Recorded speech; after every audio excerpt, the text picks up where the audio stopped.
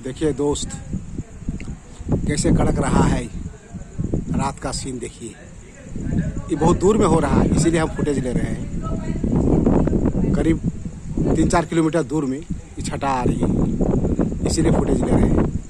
जबरदस्त एकदम मेघ बादल से घिरे हुए हैं, पूरा बिजली एकदम चमक रही है। कड़क बहुत दूर है, इसलिए आवाज़ नहीं आ रही है। तो बिजली जैसे हिसाब से चमक रही है, लग रहा है माने बेधड़क आवाज़ भी हो रहा होगा। देखिए सीन, कैसा डरावना सीन एकदम दिखाई दे रहा है।